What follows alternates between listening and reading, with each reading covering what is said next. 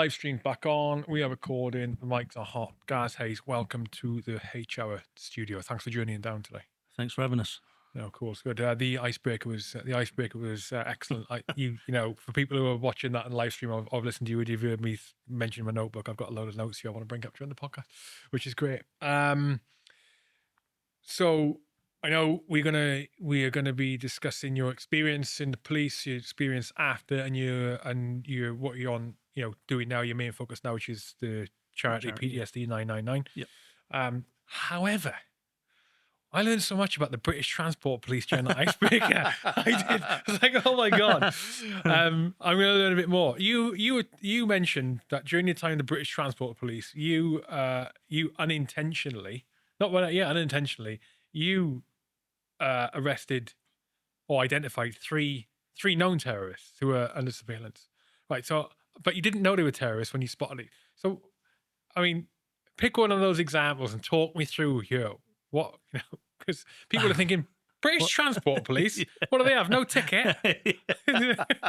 Like, and that's probably one of the greatest things that people go, yeah, they're just glorified ticket inspectors. I never said that, by the way. No, but everyone does, and it always used to be thrown at us. Not to your face. You're not real police. You can't arrest me. Oh, the handcuffs are on. Have a guess what? You're coming into custody because I've just arrested you. Yeah, the British Transport Police, an amazing setup, policing the network, overground, underground, and wambling free sort of thing. We do plainclothes work, lots of sneaky beaky stuff, amazing search teams that I was part of. So there's a lot of core skills there, but at the end of the day, you're just a copper, and there are some overly officious coppers, let's face it, up and down the country, who would nick their own grandmothers just for a job. There are others that police hard and play hard, and I was one of them. Hang on, what do you mean they nick their own? You mean they would just arrest anyone for anything? Yeah, kind of thing? yeah. The slightest misdemeanor where Yeah, others may absolutely. say, okay, don't do it again, rap on the Yeah. knuckles, old school type. Okay, yeah. I lost count of how many people I took into custody, but equally, I've lost count of how many people I've taken home to their mums and dads or wives or husbands and said, like, let me walk back down the path and close the gate before you deal with them, all right? Because it ain't worth them coming into custody and getting a kick up the arse and a criminal record for it. So with the terrorist thing, just a normal duty. You get a briefing every day. Whether I was in an acting role as a sergeant, I would brief the men and women on my relief, and you would be aware of what had happened in the last 24 hours. So if we go back to the early 2000s, terrorism clearly was on the increase. We'd had the 9/11 stuff and other bits and pieces going on around the world. So theoretically, policing and styles of policing were changing. But at any rate, if someone looks at a place or they're doing something wrong, as we said earlier on, then generally they are. And it doesn't take that thing of like a copper's nose. And on this one day, we was out in uniform and just watched this fella. And it was just weird. He was an Asian individual, and he was just acting so out of character for where he was. So where was he? He was in a local station near to where I live. Yeah. Literally near to where I live. So what was his behaviour though? It was just odd. It wasn't like a general member of the public. He was eyes on. He was looking at everything. He was looking out for stuff. Alert, kind of. Very switched on. Very, very switched on. Almost counter surveillance technique. He was on his phone, pacing about, just looked generally uncomfortable. So, being, I would suggest, an half-decent British rail copper, I've approached him and said, like, all right, fella, what are you doing? And again, this is one of the great joys of being British Transport Police. If you're in the jurisdiction of a rail station, whether it be underground or overground, technically, if you're not going into that station to travel and you don't have the means to travel, i.e. a ticket or money to buy a ticket, you're committing an offence. Just by being on the premises. Absolutely. Even before you got to the ticket machine. If you've got no reason to be there, technically you're trespassing. Yeah. Because it's a privately owned company. The means to use that place is to get from there to wherever you're going to travel to with a paid ticket. And this individual wasn't doing that. He'd been there 5 or 10 minutes And he was so eyes on with everything. It was just sort of like, right, I just need to have a chat. Anyway, stopped him, and he became quite anti. And it was like, okay, this is going to get interesting. So he wouldn't give me no details. I've got him in cuffs because I don't know who he is, and his behaviour suggests that he would need to be in cuffs for my safety and his. Did he Anyway, willingly go into cuffs? no, there was a bit of a struggle. And let's just say he gave in. And he eventually coughed up, he was, and he had some idea on him. So I got on the radio, and then the lady at the other end of the PNC line, she just said to me, "Have you got any secure means to talk to me?" So I was like, yeah. Now, I was wearing an earpiece and whatever, so you couldn't hear. So I called up on the In case mobile she phone. assumed you were just listening on the loud radio sure, on speaker. yeah. Yeah, okay. So he's looking at me, and all of a sudden, his whole demeanour's changed because he can see the shit's going to hit the fan. So I passed over his details, and she went, "Do you know who you've got there?" I said, "Clearly not. That's why I'm PNCing him, and these are the reasons to back up the PNC and stop and search." So she went, "He's under 24-hour surveillance. He's like Al Qaeda." And I went, Jesus. "Oh, really?" I said, "Did no one think to let us know that this person's on our patch? Then if he's under 24-hour surveillance," and when she said that, I looked around, then I saw the surveillance team, because all of a sudden they stuck out like a sore thumb. You know what I mean? And they've all looked at me, and I'm like, So the chat down the telephone went, "Take his details, take his bank details, and get rid of him. You've just ruined like a 2.5 year job." I said, no, I think you'll find that the people who are on surveillance should have had the courtesy to let me know not to stop him. That's the beauty of today's policing. No one talks to anyone. So there's no, that policing's done by intelligence led, apparently. Well, if we're not talking to each other, fucking hell, we're going to know. And that was as simple as that. And so this geezer's looking at me because he knows that I live in that area. I now know who he is. I now know where he lives. For me, it was a little bit of a, because these are big people. Anyway, we let him go. The surveillance team sort of tried to blend back into the walls and the shop fronts and whatever. So once our man had gone away, and he was a nasty individual, let me tell you, he was a nasty individual. The surveillance team come up, ripped into me, and I was like, "Right, fellas, I really couldn't care less. Here's the big thing. You come on our patch, at least put it into our intel system so we know to stay away. It's a simple thing." There's only one group to blame for that. That's the surveillance team. Exactly. But they're all specialists, aren't they? So they don't want to talk to us wooden tops because we're not worthy. But without us wooden tops, they wouldn't be doing the jobs they're getting. Anyway, the long and short of that was, this man was a nasty individual, had strong links with Al Qaeda, and as far as I'm aware, was and remained under surveillance until the boys from that secret place decided to swift him away and deal with him. So again, through something as simple as not having a ticket, body language, behaviour, just catches your eye, and it's like, that's the reason I'm here. Boom. Let's just put a stop in. Let's go and engage that individual. Don't be frightened. Just get in there, have a chat. Did you choose to join the Transport Police, or how does it work? So, going way back into the 80s, I was serving in the Royal Green Jackets. Policing, I'd come across the police for one reason or another, and had no real intent on joining the police. I knew mates of mine from school that had gone almost directly into policing a few years after leaving school, and fair play to them. But it was something that I would suggest didn't interest me. When I met my wife in 87, she was a special constable, which I was unaware of at the time, and she was about to go and start her full training at Hendon. I went away on a tour, come back. Things sort of changed. When you say special constable, describe what that means. That term means. So she's a police officer, but not getting paid. So special constables go out.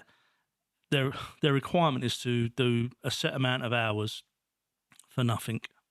It's like a community support officer now. It's one up from that. Okay. They're a warranted officer, so the Okay. powers of arrest like a normal Okay. cop. So yeah, she'd been doing that. I know for a couple of years, and decided that she wanted to go into the police full time. Which she did. We got married in '89, and I was proud of her. She started policing around East London, Limehouse, and I used to worry about her going out because at that time I was doing close protection work and whatever, and being a roughy, toughy bloke, apparently all that sort of big boy stuff was just what we dealt with. But her going out, especially around East London and that, used to fill me with a little bit of dread. But yeah, it was just she was doing that, and when you just sort of think, is that a career for me? Nah, I'm enjoying what I'm doing. But as I got to know some of her colleagues, they were saying, "Mate, why don't you join?" I was like, "Not interested." A few years went by. One of her bosses come up to me. We was at a function. They said, "Gal, you ever thought about joining the police?" I said, "Well, here's the truth. I've applied to your firm, my local constabulary being Essex, Kent, City of London, and I just keep getting knocked at the paper sift. So I'm fed up with filling in paperwork and application forms. So the answer is no, I'm not interested." We went through into the early 2000s. Another good mate of mine was in the British Transport Police, and he was a DS at the time. And he said, "Mate, we're recruiting." And I was like, "Listen, I'm not filling in another form. I'm just sick to the back teeth of filling in forms." He went, "No, trust me." He says, "You'll get in." So, all right, give us a form. And within 3 months of putting an application in, I was in. I'd gone through all the testing stuff, and That is rapid. it was incredible. And I actually, when I had to go and do the written exam, I was then working for a big corporate organisation as part of their security team. And I'd just done like a 12-hour night shift from the Friday into the Saturday morning. And I had to go over to Tavistock Place, I think it was, to go and sit the entrance exam. So a 12-hour night shift behind me, you know what I mean? And then we do the exam, and there's all these hopeful candidates sitting in the room. I'm tired. And the geezer, the inspector who was running it, he went, "What we're going to do," he says, "if your name gets called out, pick your stuff up and come and join us in the corridor." So all of a sudden, everyone, you could feel the level of anxiety in the room just went poof. And he called out this first person who was happened to be sat to my left, and I'm the second one in on this sprig, and I'm like, here we go. So he got up, walked out, and we're all sitting there looking at each other thinking, well, they're clearly doing it like that, sprig-wise. And he come back in, this inspector went, "Congratulations," said, "you're all going off to Birmingham to go through the scenario phase, and then hopefully if you get through that, you'll start." And that's how it started. And I've got to say, having worked with numerous forces whilst I was in the job, the British Transport Police, for all their failings, are probably one of the best forces to police for. I loved it, really did. So to me, it looks like, from my outside view, it looks like that over over the last 20, 30 years, 10, 20 years, that policing in general has become a harder job. It's harder to police. It's harder to get satisfaction from it. It's harder to stay motivated through it. It's harder to do a decent job for a variety of reasons. Is that would you say it's fair to say, and is it fair to say also for the BTP? Yeah, for every aspect of policing, fire service, ambulance, prison, your Coast Guard, RNLI, any of our first responders, the dynamic of being part of that family has changed incredibly because of technology. You turn up to an event, someone will be filming you. Now, I'm not suggesting there's bad apples in every environment that we go into and work with, but people will film you, and you see it every day on YouTube. Cops rolling about with an individual on the floor, whether it be a young kid. Don't worry about the ethnicity of that person. Young kid, old bloke, woman with baby. You'll only see the edited bits that the person who's filmed it wants to put out there, right? No one sees the build up to that moment where you end up rolling about because the person's got a knife, got a gun, got whatever. They're not interested in that. All they're interested in doing is portraying the old Bill as being a group of wrong uns. I can't shy away from the fact that there are some dodgy people in policing, And over There's recent dodgy years, people everywhere in course every there is. organisation, every type of work, you know. But because you wear that badge, police officer, you seem to be a prime target. So, yeah, I mean, we used to turn up to jobs. Don't get me wrong. Given the experience I've had, life experience prior to joining the job, you know, I've been in situations that would determine that hands-on was the approach, and then get away and do what you got to do. So I wasn't afraid to step up to the plate, whether I was by myself policing, dealing with more than one person, more than one, dare we say, angry badger was always an interesting scenario to find yourself in. You know, you've got your cuffs, you've got your asp, you've got your spray. But the best bit, or a taser, that you know, we used to carry. But the best bit of kit you've got is your tongue. And if you can talk someone down, or talk to them in a manner they understand, you're talking at their level. If they're swearing their heads off at you and screaming and shouting, well, if that's what you've got to do to get through to that person, that's what you do. And you'll be amazed how quickly you can break something down. But sadly, a lot of the young people that come into the job now are intimidated by the fact of, you know, your Friday afternoon early burly builders and scaffolders, and you know, and I'm not categorising them as being the wrong uns, but when they've had a few beers like anyone else, they get a bit excitable, especially if they see old Bill. And a lot of people now, again, won't confront them if they're being out of order or committing offences because they're worried about the repercussions, because someone will film them, someone will ring up the grass line to the professional standards department and go, PC so-and-so has just said this and done this. And a lot of cops now have to wear the body-worn cameras. So if they're switched on enough and they're going into a situation, they'll switch the cameras on. Now, we never had the cameras when I was in. They were just about to be brought in. So, you know, you were reliant, if you needed any evidence, to back up your actions. I thought they were CCTV. permanently on. They should be. Huh. The problem, yeah, I know exactly what you're saying. It's you know, the when it's when you're constantly under public surveillance and anything that's going on, you know, the fact of the matter is there are rules and regulations and Yep. processes and procedures and protocols that you're supposed to follow, right? Now you will know because of the area you're from, and I know from a military perspective, the same thing, you know, the same thing. Another emergency services will know that there are reasons sometimes where you need to bend the rules in inverted commas or go outside the process or say things that otherwise would not be okay to say in order to bring the To calm it down, best bring it to a possible level. situation Absolutely. to an end. That could be escalation straight to violence when it wouldn't normally be the case. It could be you know, it could be not escalating to violence when everything that the person is doing says, right now, I could clobber this person, but you may see not a necessity for it, or it could just make it worse for other reasons, right? Yeah. The problem is when you're being filmed, you know, all that ability for a police officer to be nuanced and be, what's the word? And just, you know, big boys rules, be an adult about these things and handle stuff like an adult with someone, it rips that ability away. But it also means that it also increases the likelihood of the person who maybe losing their temper, maybe being a bit drunk, you know, but it also increases the likelihood of them getting unnecessarily arrested or prosecuted. It rips it totally away. Totally away. Do you know, I saw something the other day on YouTube. It was really, really funny. Half a dozen cops turn up to this young kid's house and knock on the door. Parent answers the door. I don't know, Joe Blogg's in. Yeah, what's the matter?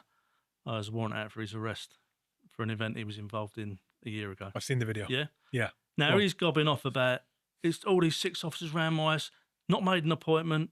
Oh, I'll tell you what, mate, you can get a grip of yourself. With every action, there's a reaction. This is the Just Stop Oil guy, wasn't it? Yeah. And I'm sitting there watching it, and I can't help myself, and I am laughing my head off. You're prepared to go out and disrupt an airport. Thousands of people trying to get away on holiday, planes coming in, planes going out. And you're moaning the fact that you've got 6 coppers that are just about to turn your ass over for evidence and nick you for being a dickhead. Full stop. You know, I use that word unreservedly because that's all you are. You're a selfish dickhead. You are preventing people from going about their own personal business.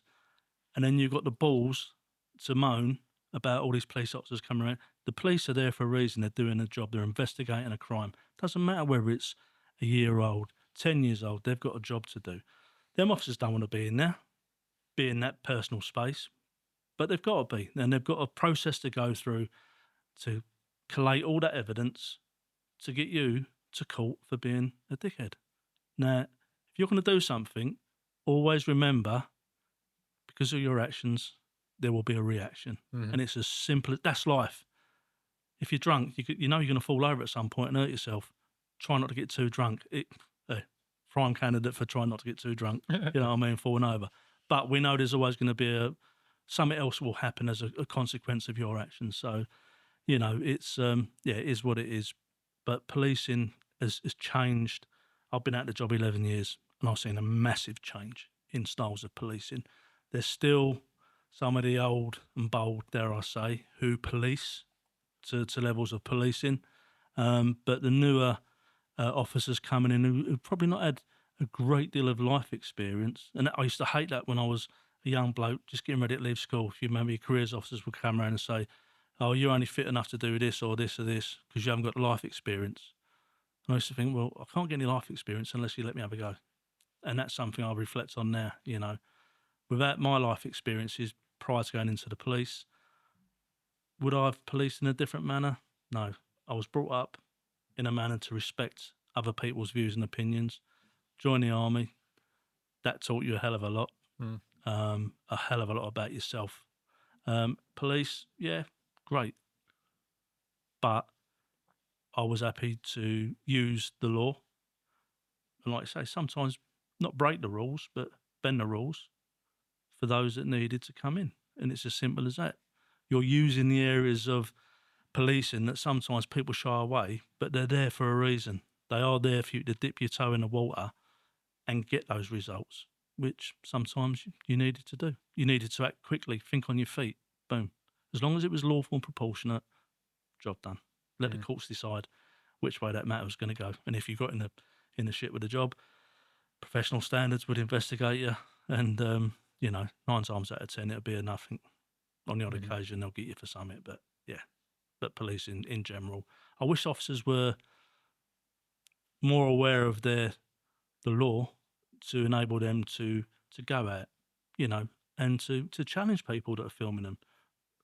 Did you film that incident happen? Oh yeah, great. I can now confiscate your phone. I forget what the law is now, the legislation, but you can take that person's phone because it's got evidence of that offence on it. You can't do that. Oh, I think you're fine. I can, and I just have. Thanks very much. So your options: delete it in front of me, or you can get your phone back when the investigation's finished. But officers are too frightened to even do that. You know, Why do it's you think sad. that is? Do you think that's why do you think that is afraid of doing it? What's the risk that, apart from maybe if it's in a situation where there is a lot of people who are maybe agitated or potentially inflammatory situation where you could get a mob Mm. turn on a small number of police officers, which we've seen happen. Oh, all the time. Yeah. I've been there. Oh, okay, right, yeah. So I mean, apart from that, what's the worry? I think it's just the fact of now policing. You know, I'm not suggesting this is across the board, but I've seen it in certain areas. And again, there is unfortunate evidence on YouTube and social media platforms where you're watching officers roll about with individuals on the floor who are being extremely violent towards those officers. And then there's other officers who just are headless chickens, don't know what to do. Poor training, poor knowledge, poor personal skills.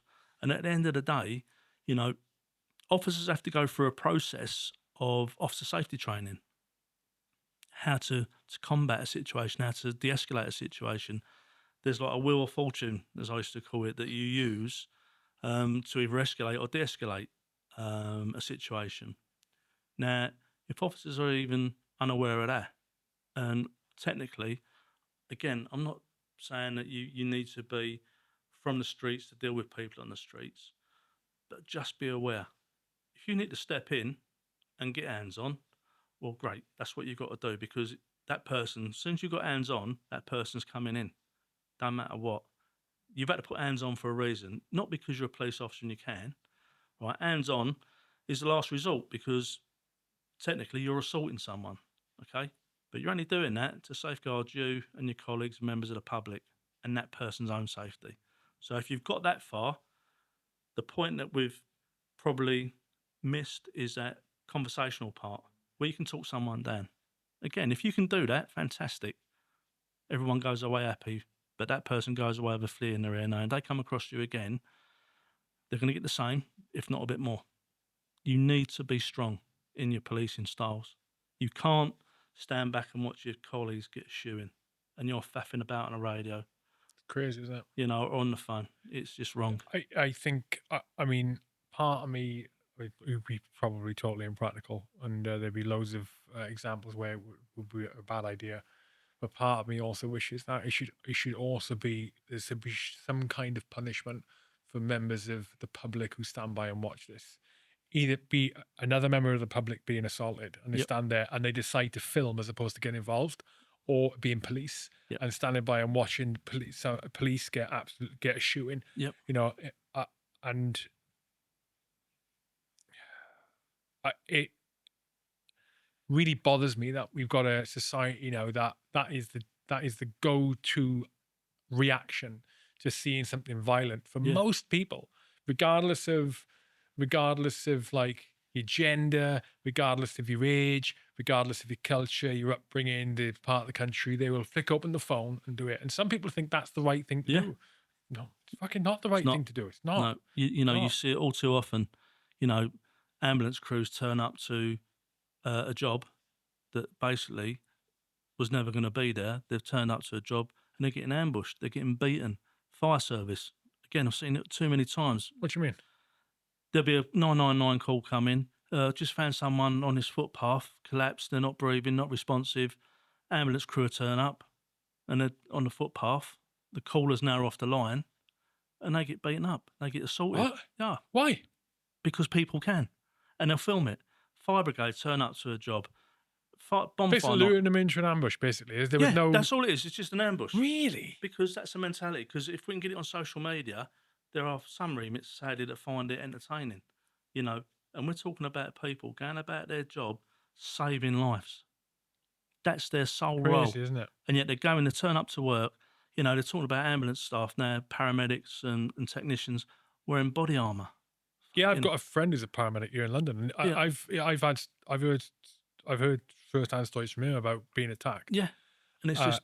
but there was no like fake casualties, actually trying to help out and getting attacked by a Yeah. family member or something like this. Just crazy. So you got the either-or situation there with them. Firework nights used to be a classic one. We get called out to jobs, fireworks being fired at people at this station or whatever. Oh, there's a fire brigade turn to. We had a job out in the boundaries of Essex and London, out in Woodford years ago. And, it was like we turned up for this mass fight and it's like, other than fireworks going off, there was no one on the streets. The next thing, standby incoming, we were getting rockets and, I don't know, all these bomb things, fireworks lobbed at us. The fire brigade who were just up the road were trying to get their fire engine out of this sort of turning, but we're getting, again, bombarded by these gangs of kids with rockets and other explosives because it's funny and someone's filming it. Now, technically, you're in a situation where one of you is going to get hurt. Now, don't get me wrong, one of our colleagues, he took a few direct hits and we did fall over, pissing ourselves laughing because it was quite funny to watching him run about like headless chicken screaming. And, we wouldn't have done it had he been injured or clearly on fire, but it was funny watching him get hit. And when he got back in the car, he was like shitting himself and he smelled of smoke and everything else. And we're like, get a grip of yourself. And he was like, did you not see that? I was like, yeah, it was great. Carry on, we'll throw you back out there for him again, However, he wasn't injured and we were able to get away with a bit of a chuckle. But again, you've turned up to a job where potentially that could have gone horribly wrong. Someone could have been seriously injured. What is the mentality of the youth of today as opposed to all I wanted to do when I was their age was go out and kick a football? Things have changed. Well, I mean, when I was younger, he was a little I'm not bit saying I was a saint. antagonistic Yeah, sometimes. yeah. Yeah, yeah, But I yeah. wouldn't have gone to that lengths because I was. If I listen, I know for a fact, right, and it did happen to me when I was a kid. I've gone home with a copper stood behind me. I've had a clip round the ear off of him, and I was shitting myself because I've now got to go and stand in front of my mum, who was hard as nails, bless her. Right, she still is. And then tell her why this copper's brought me home. And that same old thing, she'd wait for him to walk down the path, she'd get me in. Fuck me, would she wallop me? Yeah. But my old man would come home and he'd go to me, disappointed. Oh, that hurt Mm. more than my mum's whack to the back of my legs or my back or whatever. Crucified me. Mm. But the kids now don't seem to have that respect. I think that's the key word, respect. Yeah, but I think it's because they. I think it's because of what you said. Uh, there's such pressure on the police to do exactly by the letter of the law, and the Mm. nuance has been ripped away, and the boundaries to which police can push to influence a young person not to do something again. Right? Those limits are known. They're Yeah. obvious. You know, kids and people, adults, they know what they can do and get away with if the police are concerned. They know also these days if there's a handful of them, if there's more than a handful of them, then it's highly likely they've got their masks on. Yeah. It's highly likely they can do whatever they want to a 2-person, 3-person patrol Yeah. and get away with it.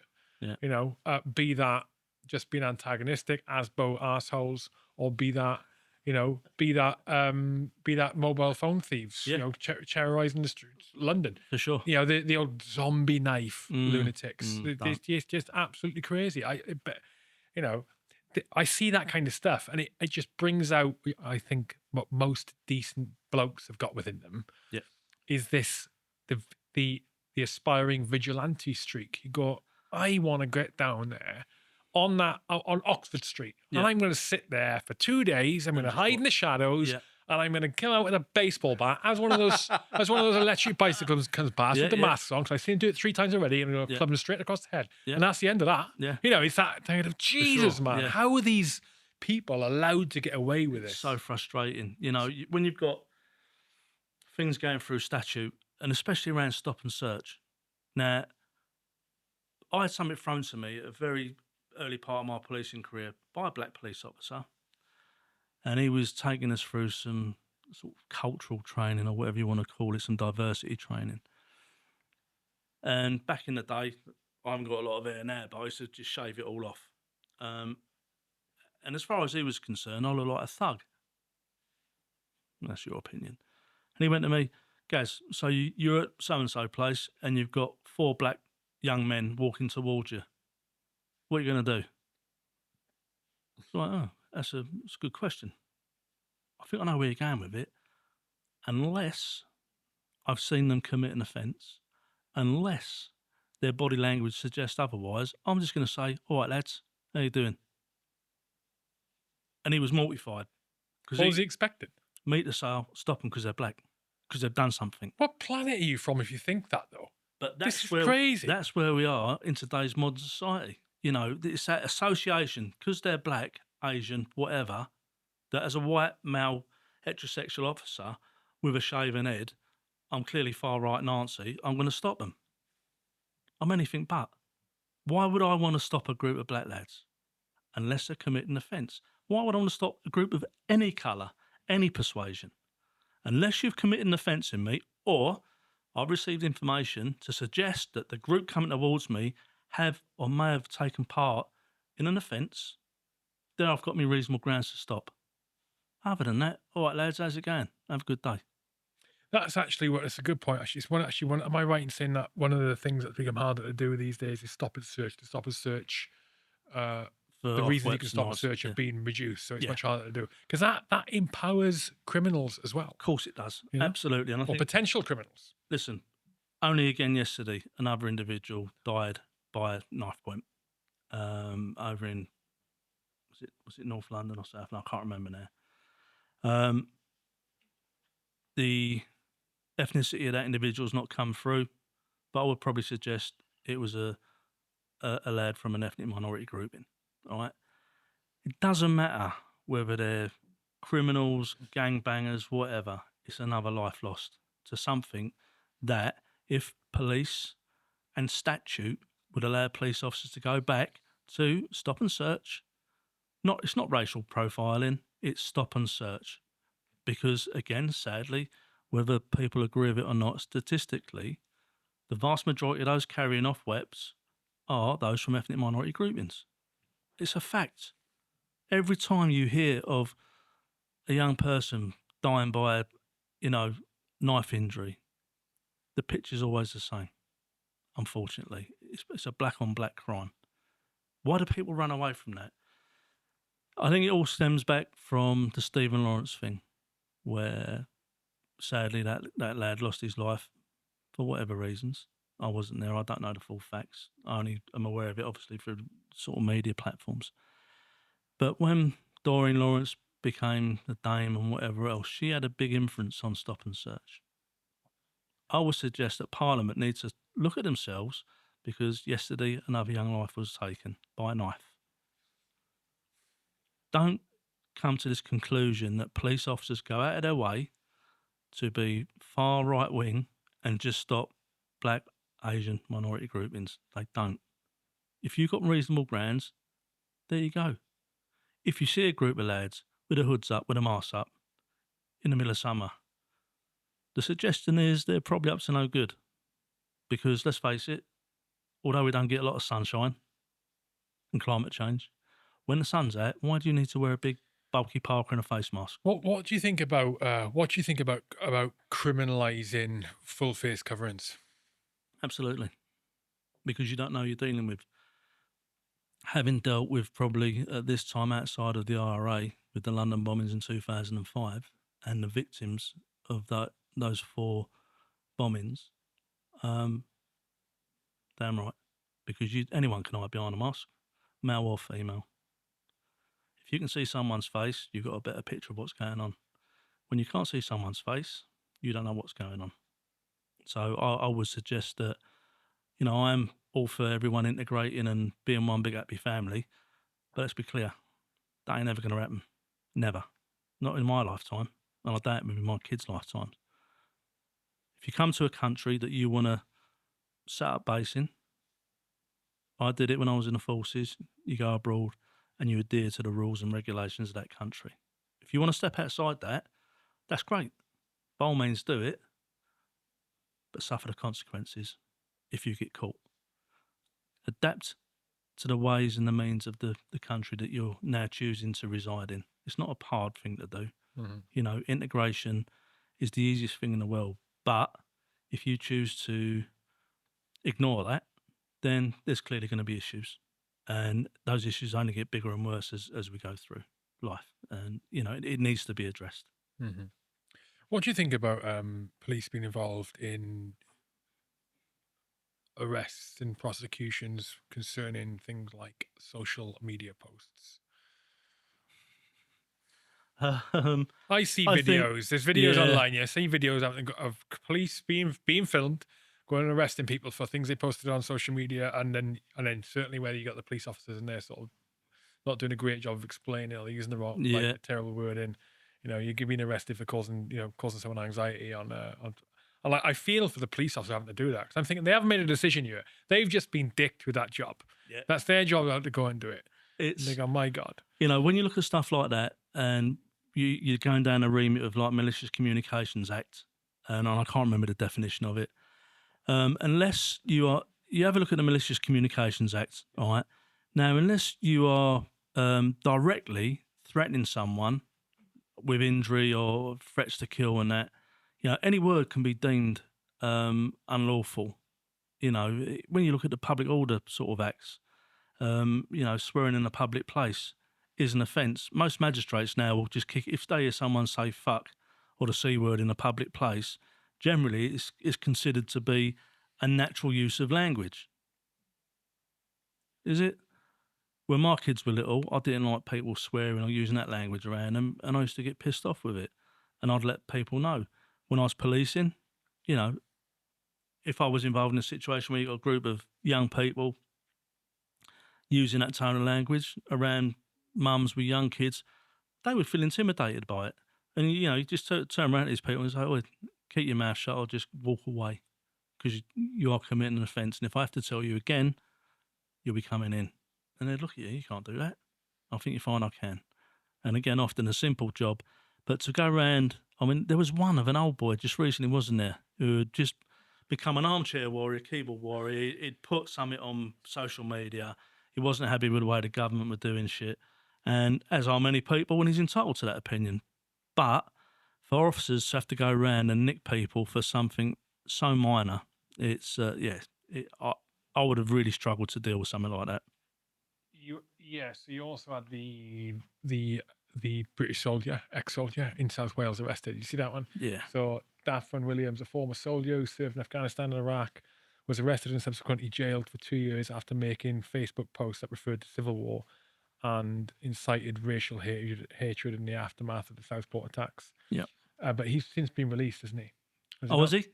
Yeah, I'm sure he's since been released. There was one. Yeah, I'm sure there's someone recently has been released.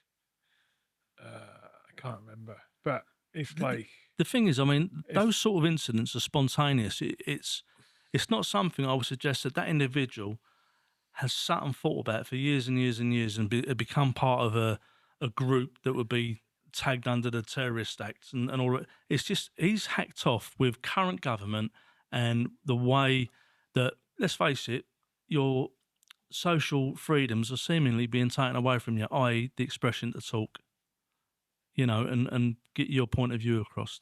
Don't get me wrong, if you're making threats to people, then that's a different thing in my book. But if you're just being a bit of a keyboard warrior and once you've hit the send button and you go, I feel better for that, well, that's okay because you've just got your point of view across. And I'm a very strong holder of this train of thought, and I don't know if people agree with it or not. Opinions are like arseholes. Everyone's got one. But because you've got an opinion doesn't necessarily make you right, no more than I might be right in my opinion. And I'm not suggesting that's a sitting on the gate sort of post sort of scenario, but clearly if you're going to get in my face with something, you'll get short thrift from me. But I'm happy to listen to it. I'm not going to walk away and feel intimidated or whatever. It's just, to me, it's like, well, you're entitled to that opinion, but don't try and force it down my throat. You know what I mean? Because I don't believe in it. It doesn't make you right or me wrong. You've got a situation at the minute where, and I can't remember which recent law it's kind of about. You've got a situation where it is regardless of whether there's intent. It's not the Malicious Communications Act. It's a much more recent. It's the intent side of it, yeah. Yeah, it's whether you've got intent or not. What you've, I'm sure it's on online. If what you've posted causes emotional distress, anxiety, whatever, whether you intended it or not, then that is prosecutable. Yeah. So you say something entirely, you think, yeah, that's all right. Like exactly what you were just saying about, even just mentioning skin colors and cultures, right? In relation to crime, what did you say? You said most like violent crime, knife crime is predominantly done by young black men. Right.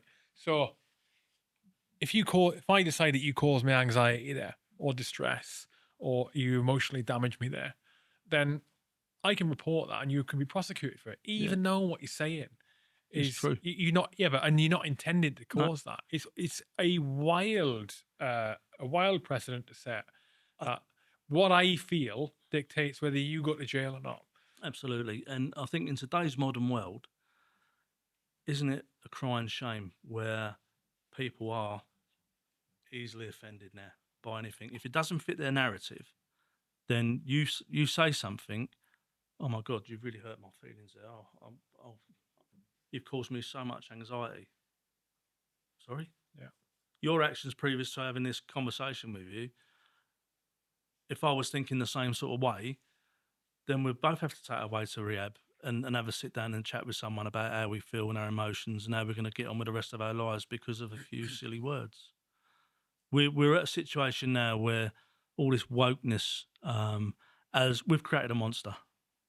We've created our own Frankenstein in relation to woke, and some of the ways that, government are pursuing current affairs in relation to words and actions online or whatever, my God, get a grip of yourselves.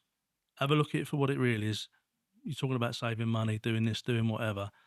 Let's get away from the stupidity of the current themes and look at the real issues and address them. Um, and going back to the styles of policing, we've just discussed away from that, but there is a typical head in there to as why as a lot of younger police officers now can't do their job, won't do their job through what we've just spoken about. Mm. You know, and it's my God, what a shame. Yeah. What Yeah. a shame. Yeah. So you were British Transport Police, but how did you end up involved in the 7/7 aftermath then? So with that, I was then part of our new singing or dancing anti-terrorism team. For the boys and girls on the team, it was a chance to dress up in black kit, go around in big chunky vehicles, drinking lots of coffee, looking good, and that's what we wanted to do. Get away from the mundane sort of stuff of big hats and sit on cordons and whatever else. Yeah, it was the way forward. And my wife was heavily pregnant at that stage with our third son. And as she'd done with my other two lads, she'd gone to work, I think, right up until the due dates. And then sort of duly gone into labour or whatever, carted off to hospital to have number one son, number two son. Thankfully, our little fella came a few days early. Had he not, his due date would have been 7/7. So my wife was based at that time not far from here. She was based at Holborn police station, and she would have gone through Aldgate to get to work. And we got it down to a very fine timeline that had she gone to work on that day, she would have been in the Aldgate train. We got it down to about a minute, no more than a minute's timeline that she would have actually been there. I was on paternity leave because our little lad had come a few days early. She phoned me up and I was in Tesco's buying some nappies and she just went, "Oh, have you heard what's happened on the underground?" I went, "Oh, not really, because I'm in Tesco's buying some more nappies and wet wipes." She went, "There's been some big power surge." And straight away, my alarm bells went off. I went, "There hasn't, I'll call you back." And I called one of my mates up and everyone in our job was known as Fatty. It was just a termination that was, or a term of reference to all of us. Everyone was Fatty. Donuts and coffee. So, and I was a bit lighter than I am now, I must admit. And he went, "Fatty, get your grab kit, mate. We've just been bombed." I was like, "Fuck." He went, "Stand by it. We've just been bombed again." I'm like, "Fucking hell." You know, that the reality of the job that we've been training for, with all that black kit and the big vehicles and, different powers, was now coming into its own. And I was like, "Right, okay, look, I'll get off the phone because all the phone masts are going to go down. There's no way I can get into London today because obviously all the networks are going to close down. I'll get in tomorrow." As protocol. Yeah, Yeah. and that's part of that system, because obviously what they want to do is close down all the signals for mobile phones if the groups or terrorists are using mobile devices to contact each other, or even to, I don't know, set off or activate the IEDs or whatever. So that happens. I went into work the following day, and I was given a serial of cops to look after at Charing Cross. And it was chaos. And I mean, absolute chaos, because obviously a lot of the network had been closed down. It's on the 8th now. Yeah. I can't remember what day it was. But irrespective, I've turned up, we've deployed, and we're just trying to get people through the system, get them to their place of work, to where they need to be. And you're taking the brunt of a lot of people's aggression now, because in their eyes, you've changed their route into work. You've made them go an extra half hour out of their way. The trains are more busier than they would normally. It's our fault. It's my fault because I'm a copper. And we used to, when you're down on a tube station, you hear like a tannoy announcement. Right now, only staff or some cops had the keys to get on them tannoys should you need to in emergency. Whilst we was down at Charing Cross Station, it was rammed. I mean, it was that packed down there. I mean, a gnat couldn't have farted in comfort. It was like too tight down there, right? And all of a sudden, someone comes up on a tannoy. The next inbound train has got a bomb on it. You know, you're like, "Fucking do what?" And everyone, now we're all like sardines on that platform. The trains are coming in People are rammed into these bloody trains. And there's just been this announcement on the public tannoy that there's a bomb on the next train. So I'm looking at all my colleagues because, like, I'm in charge. They're all looking at me like, what we're going to do? And I just got on the radio and said, right, listen, as soon as them doors open, you get on there and you shout as loud as you can to everyone that's on that train, if they've got a personal bag or item with them, to pick it up and show you physically. It's the only way I could determine if there was anything unattended, and then we could deal with that afterwards. And the guys and girls on my team were brilliant. They did exactly that. And Where did the message about the bomb come from, though? Who said someone got on the tannoy. They're fucking about. Yeah. My God. But that's the general public. My God. Trust me, it was a brown trouser moment, because if a bomb had gone off, if there had been one down there would have been mass casualties, more than the 7-7, right, the 52 people that we sadly lost. We searched the train. We're under pressure to get the train moving because of the system stacking up. And now I'm sending someone up to the control room to get the CCTV to try and find out who had got access to the tannoys. We couldn't see anything. The next train that come in, it happened again. And you're just like, fucking hell. Same process. Public were brilliant, I've got to say. And that was the end of that. And then my boss came up to me afterwards and he went, oh, Gaz, he says, you're ex-military, aren't you? So I went, yeah, long time ago. He went, good. He says, you're going down to the HAC. He says, it's that horrific down there. We can't keep cops down there doing the jobs that they're being asked to do. So you're going. And I went, don't really want to go down there. I've dealt with loads of fatalities at this point on the railway, sadly. But I'd heard a lot of rumours that were filtering out of the HAC. Explain what was going on at the HAC at the time. So basically, the HAC had been set up as the temporary mortuary. Is it Honourable Artillery Company, Yeah. for people not aware? As part of the London Resilience Group. So a lot of, obviously, it's in the public view, they'll always only see cops, fire and ambulance doing their stuff visibly because that's what we do. But you're always practicing, sadly, for scenarios such as the bombings or even worse scenario. With the hope that, it would never come to fruition. But blimey, it all happened on 7/7. So the deceased were slowly but surely being brought from the four areas of where the bombers had struck into the Honourable Artillery Company to start that process of identification. Now, obviously, given the time of year the bombs went off, it was extremely hot.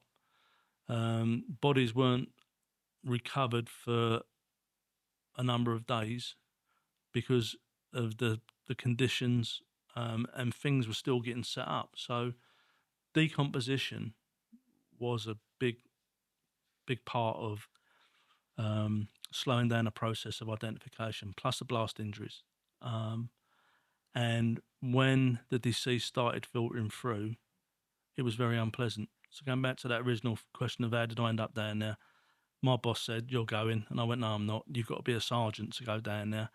And he went, congratulations, acting Sergeant Hayes now, fucking get down there. And I was like, oh, God, promoted in the field. I think you told me off on the phone when we first spoke. Yeah. It was a weird thing. And it's like, well, I've just been given a lawful order. I can't say no. But then I was overwhelmed with this feeling of, well, this is my job. This is what I've got to do as part of my role as a police officer. And I'm sure that whenever there has been, I know I felt the same when the Manchester Arena bombings happened. I wanted to be back in that specific role, doing that specific task, because that was my job. And that's, I've always felt like that. So yeah, off I went down to the Honourable Artillery Company, met with the guys that were in there that sort of were part of the resilience group, and I was told to get gowned up, and we had 4, within this massive sort of tented area, we had 4 crime scenes, 4 pods for each crime scene, where the deceased would be brought in to that specific location. And we never had proper refrigeration, we had nothing. So again, temperatures, it was warm, it was horrible. The biggest memory I've had out is the bloody flies. The flies are like B-52 bombers, the biggest flies I've ever seen in my life. You know, fucking things. Um, and this team that we were working with, they'd not long been back from the 2003 tsunami. Very experienced cops. In my book, very brave cops for doing that role. And this guy come up to me and he went, I'm going to tell you now, mate. He says, you don't have to be in here. He says, this is what we've chosen to do. I understand that you've been sent here. So he started laughing. I was like, well, yeah. I said, but mate, I'll do whatever you want me to do to get these people back to their families and get this done. So he went, yeah, all right. So we went in and I was gowned, double gloved, masking tape around everything because all the bacteria and the germs and the airborne stuff that's in the room was all masked up. And he went, just open the bag. And if you get to a point where you don't open it any further, that's fine. We'll just zip it up and we'll take you out. What were you supposed to be doing? It's like the first time going to a mortuary just to look at a dead body, just to make sure that I could cope with what was going to be far worse than what I was about to look at in the bag, so I could carry on with my duty in that role to help identify the victims, because we would have to get hands on. So you were looking for identification of stuff on the body? Identification, and things you like know, DNA, Okay. swabs, hair, nail clippings, marks, tattoos. Jesus. So yeah, and I opened this first bag, and it was double bagged, but it was like the outside bag was like full of fluid, and I just, because you're in the moment, I simply didn't, without getting too graphic, orientate myself to what that fluid was. And this fella's looking at me as if to say, "You're all right." I'm sort of just giving a thumbs up. Then I opened the second bag, which contained this member of the public, and it was like nothing I've ever seen in my life. The blast injuries, the decomposition, poxy flies. It was like, wow, you know, and the smell, my God. And I looked at my mate who was with me from the transport police as well. And then we looked at this fella. He went, "You're all right." And I just said to him, and dark humour got us through a lot of stuff in policing. I was like, fuck me, yeah. I said, we're going to need a lot of bread to mop up this fucking soup, and we. And he went, "Good, you'll be all right." And then we started the process. And that was a great leveler for me, because I was now ready to deal with the other 51 victims. And there were some that were far worse than this individual. So that started that roll off. We also had what was left of the 4 bombers as well, which wasn't a lot. And they were kept separate from the 4 crime scenes. And yeah, we just started that very slow but painful process of identification. And we were under a lot of pressure to get these people identified. You know, again, the media had gone out of their way to get 52 passport-style photos of the perceived victims. And I didn't want to know who these people were, as far as I was concerned.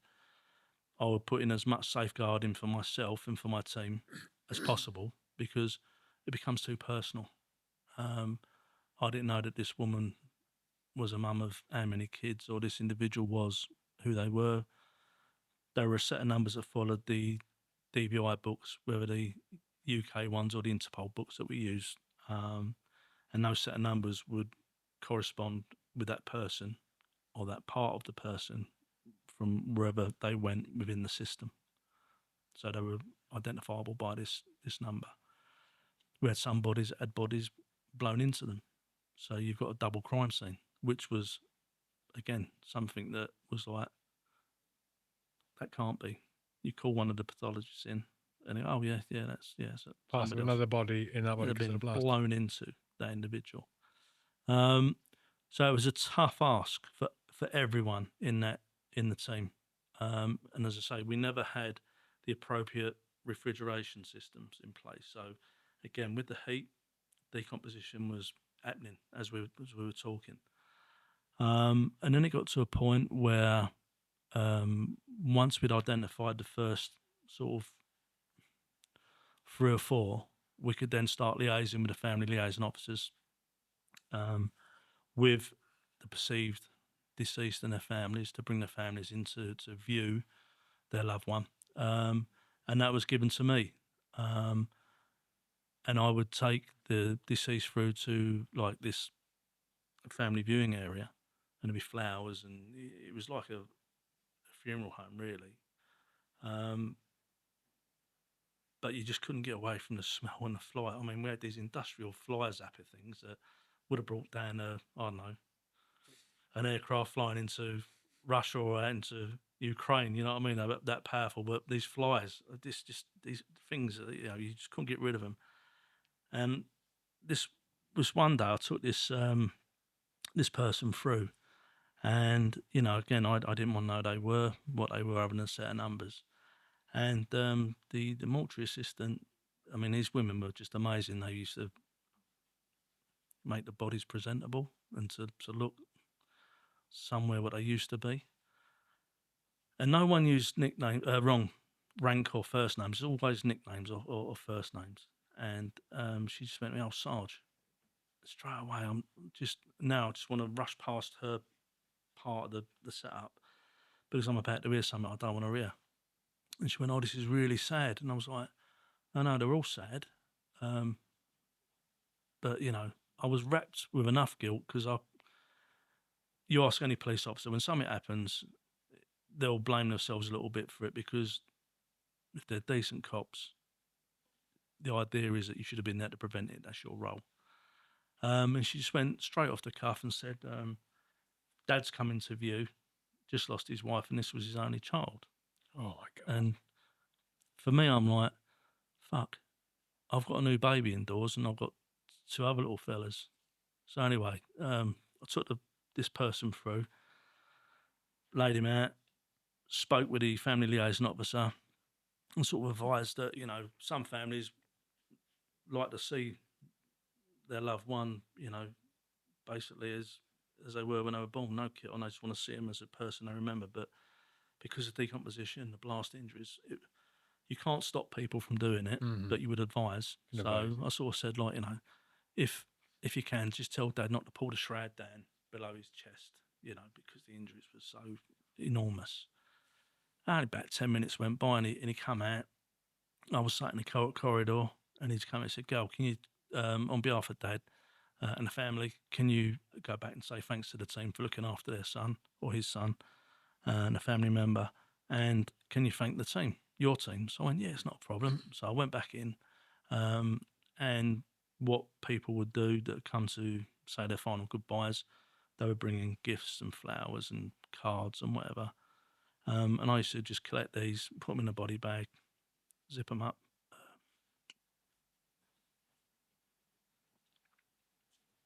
and take them back. But for some reason, I caught sight of what this gentleman had written on this card to his son. God, Take a minute, mate. and it just, my God, it ruined me straight away. It was like I was just overwhelmed with guilt.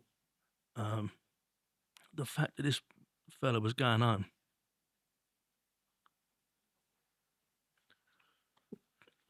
to nothing, and I broke all the rules, and I left.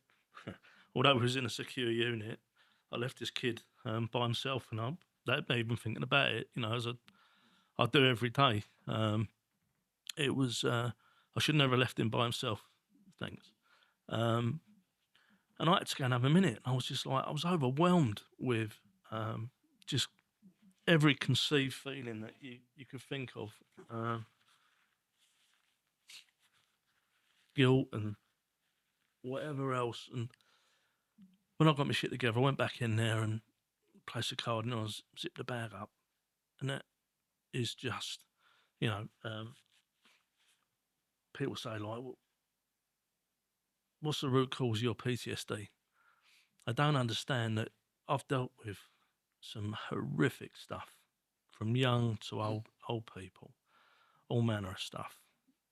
stabbings and violent acts of GBHs and people being obliterated by trains. But this, just a simple couple of words on a card, falls into like the vicarious post-traumatic stress.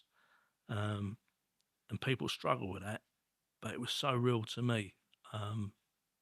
And if there was ever a sense of purpose, then that was it. But what I didn't know then was it was going to set me on a rather destructive spiral, because I was the roughy tufty bloke allegedly that everyone can go to and talk to, and big old Gaz first in a public order situation. I was, from that point in, I was absolutely broken, and I made my wife and my boys' lives, especially my two eldest boys, are only 5 and 7 at the time. Their youth was a complete mess because I'd turned into a complete mess. I was drinking. I wasn't violent towards my family, but just verbally very, very aggressive. And I didn't know how to switch that off. And the only way I could sort of switch stuff off would be like with my nightmares and the flashbacks, was just to drink as if I was an 18-year-old squaddy again. Because, of course, back in that day, we were the fittest alcoholics in the world. You know what I mean? We could be on a piss until 4 o'clock in the morning and out doing a 10-miler at 5 o'clock in the morning. That was just how it was. And I think any veteran from any age, they would probably say that. But yeah, for me, it just become a very destructive cycle. And then my tolerance of stupid members of the public had disappeared. Where I've been normally, I could tolerate it. Anyone being stupid just got locked up. And if I could get them into a fight, I would. Oh, really? Yeah, really. Especially Saturday duties, football duties. I got to a point where I couldn't wait for a Saturday to come. I'd even put myself on overtime to go and deal with a football situation, because I knew that I would end up having a roller bat. And it didn't matter the size of the person, where they were from. I didn't give two flying fucks. I just needed to get rid of all this aggression. And invariably Saturdays would be the day to do it. The football fraternity in general, good people, because they just want to go and be entertained by their team that they support. There is a minor group of individuals that are hell-bent on destruction and disrupting everyone else's day, and they were my target. If you got a lively group coming through, you give them some words of advice, and if someone says something, going back to our little woke conversation, I might be offended. Therefore, there's my room to get in and have a chat with that individual, and I would say certain things, knowing I'd get a response. And that was it. That's not a way to work. To go to work like that, wrong. But there was nowhere I could go to. There was no one I could reach out to and say, I'm fucked. We spent 2 months, I spent just under 2 months in that temporary mortuary. Oh, Jesus. That long? Yeah. By the time, and don't forget, in between that time, we had that second wave of attacks as well. So everyone was like at 40,000 feet and climbing, because we weren't expecting it. I had one of the senior members of the anti-terrorism group. We was out getting some fresh air, having a brew, and my sister phoned me. She went, "You all right?" I was like, "Yeah, what's the matter?" She went, "They've just tried to bomb us again." I said, "Don't be daft." And I've got one of the gods stood to me drinking a brew. I've looked at him because nobody's pages are going off, and he went, "You all right?" I said, "You had a phone call yet?" He went, "Why?" And that was the good part of media at that time. They'd already got wind of it, and all of a sudden his bleep went off. I said, "We're just going through a second phase." It's like, fuck. Off he went. And then we were trying to deal with what we had, but then getting prepared for another mass casualty scenario. Excuse me. So it was an interesting time, and policing changed, I would suggest, for the better after that event. In what way? So when we went back out to normal duties, obviously the identification of the 4 bombers became apparent, and stop and search was really, well, mate, it went through the ceiling. And 9 times out of 10, members of the public, irrespective of their ethnicity again, they're carrying a rucksack look a little bit whatever, copper's nose in, bosh, be more than happy for a stop and search. Tell me what they've got in their rucksack. Tell me where they're going. Tell me what they've done. Fantastic. We had a situation at the London Olympics as part of a specialist search team. Again, this is technology moving forward. We was at a live station at West Ham, and one up from Stratford from the Olympics. Thousands and thousands of people coming through our station because of its links from around the country in central London. I had a couple of bomb dogs with us prior to doing a live search of that platform or that part of the station. Send the bomb dog with the handler in first, because if anything's going to go bang there, get it, and I'll be all right. You know what I mean? It was that sort of scenario. There's this gentleman sat on this bench with his laptop open and a rucksack, Asian fella. And as soon as he saw the dog come up and then a uniform officer and then us behind him, again, he just had this look of fucking dread all over him. And the dog indicated on him straight away. So I'm like, okay, protocols would suggest I'll call another dog up and see how that dog reacts. This first instance, it might be something minor, it might be a nothing, but just to be reassured, we'll send another dog through. So we recall the first dog, second dog Did he comes up. know that the dog had indicated on him? Yeah. Would he have known? Yeah, because it would Oh, be all yeah. over. Okay, right. He was more than aware, because Okay. that dog just sat and looked at him, Oh my god. and he's like, fuck. Second dog came up, didn't even bother going past him, just went and sat by him. And he's like, fucking hell, here we go. What am I going to do now? I can't stop the trains coming in because there's already trains coming in. People disembarking, embarking on those trains to go either to the Olympics or to go about their business. So I just bit the bullet and I just sat down next to this fella. I was like, mate, right, you're quite aware now why I'm stopping you and I'm talking to you. My colleagues have backed off. So if it was going to go bang, it'd just be me and him. And unfortunately, if a train came in, it was going to be that scenario. So you cleared the platform? Couldn't clear the platform. No. So it was just trains were coming in. It was Crazy, relentless. Yeah. Yeah. And Were people aware around that? people started noticing. And what you try not to do is to give that cause for panic. So you just, your colleagues are ushering people through. As far as they can see, I'm just talking to someone. They might get a glimpse of the dogs, but the dog had already been taken away at that point, so as not to cause any further alarm. And the reason the dog had indicated on him, and again, it's one of them fluky things, we weren't made aware as part of the specialist search teams that apparently when you open a laptop and that lithium battery engages to start the laptop and start the processes working, it gives off the odour of what parts of a bomb, an IED, might do. Really? Like an I explosive. didn't know that either. No. Nor did we. Funny enough, though, the gentleman concerned did have subtle links to various groups. And again, he got locked up and he was swifted away by the men in suits, the men in black, never to be seen again. But there was a lesson learnt. We were unaware of that scenario. So, this fella was doing whatever he was doing, wrong time, wrong place. So, massive learning curve.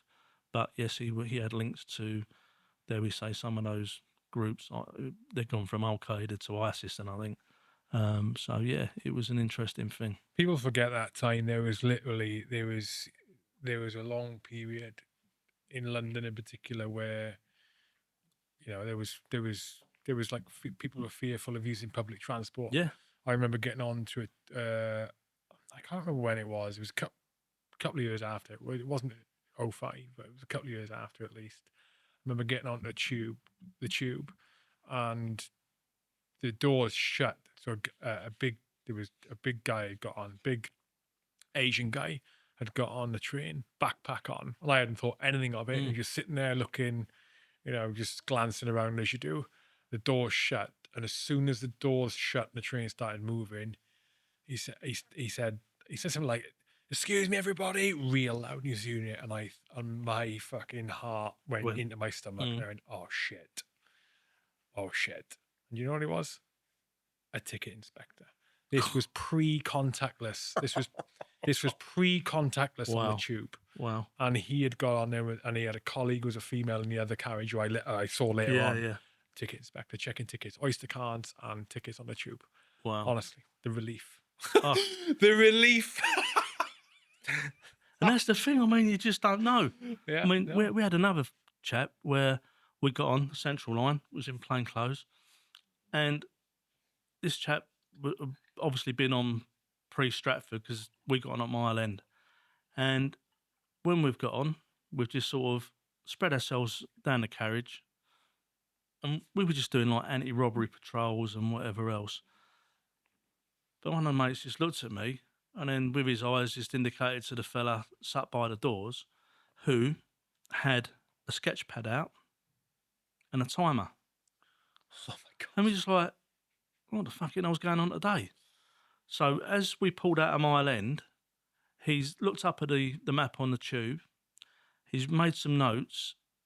I've made my way to stand between him and the glass partition so I could see what he was doing. And on his laptop, he had drawn pictures of the Statue of Liberty, 9/11 Twin Tower with an airplane going in it. And then his wordings were, fuck America, fuck the world. And then he had, I saw Stratford, travel time, Mile End to Bethnal Green travel time. And then as we pulled out of Bethnal Green, coming to Liverpool Street, I've just looked at me mate and went, sort of put my hands up in a sort of situation where he's going to get cuffed. Cuffs, yeah. And he went, yeah. And we got him off. We took him upstairs. And again, another bloke who had links to various groups that had we not, fuck knows what he was preparing, I've got a good idea. But when we talk about that style of policing, great. But the anxiety level, like you just said, thank Christ it's a ticket inspector. That potentially was another bomber. So what did we do after we finished that shift that day? Didn't speak about a bomber, but just went and got pissed. Because that was our way of dealing with it. Mm. And, you know, all of a sudden, now going into work, it's starting to become a bit of a problem because, like any reasonable member of the public, I don't want to use the system because I'm frightened I'm going to get fucking blown up. I'd seen videos of the Madrid train bombings. My God. Horrific. Absolutely horrific. Watching a train being blown up with people on it in a station. And alongside that was a number of other trains with people on, people disembarking. And there's people running away from one end of the platform straight into the blast zone of the next set of bombings. And it was just horrific to watch. You know, people used to say to me, why are you always so hyper-vigilant? I can't help it. Because you've seen the realities of what that kind of stuff does, and as minimal, as minimal the probability of you being involved in one of those things. Once you've seen those kind of things, and it affects different people in different ways. You know, and I think this is the big thing that we try and get across now, because again, I was too stupid, too alpha male type to recognise certain signs and symptoms around PTSD. But more importantly, didn't want to let people know that I was broken. You know, I was like that old thing of like, you see a swan coming down the river and it looks very graceful and purposeful and everything else, but beneath the waterline he's fucked, he's peddling like shit. Like, yeah. That was me. It's a good analogy. Yeah. You know, that was me. That's you know, a good people, analogy. Yeah. good old Gaz, come into the office, sit down, we'll have a chat. How's your bumper spots? You struggling with what? It's not a problem. We'll try and get that squared away. And inwardly, I'm like, I wish I'd fucking say that to you, because I'm fucked. I can't do this anymore. You know, there's a shout coming, another fatality. Yeah, show me on it, blah, blah, I'll get there, deal with it. Hello, you the widow Brown? I go, sorry? Oh, you are now, here's my details, give us contacts if you need to. And that was my day. Mm. Each time I came away from that, if there was anything left of me, it was getting chipped away. Mm. And the only way I could say deal with that was just drinking and just being a bit of an arse. And if there's one thing I can encourage people to do, going back to the icebreaker, if you've got something to talk about, please talk. Mm. Don't go down the route that I did, because it's disastrous. Just gonna take a pause there for 2 minutes. Back in 2 minutes for the live watchers, Coke, etc. Yeah, we're back. the trying to separate yourself emotionally from victims is an interesting one. About a previous guest on here called Liz McConaughey, who is she's known as Chinook Crew Chick. She's RAF, and she did the MERT in Afghan loads of times, 8 or 9 tours I think she did, and she's mentioned before about I say previous guest, also a good friend now. She's talked before about making the mistake of later on when she was really suffering with real bad mental ill health of going online and looking up the families of the deceased people who she knew the names of that came back, and that just destroyed her even more, but yeah, what if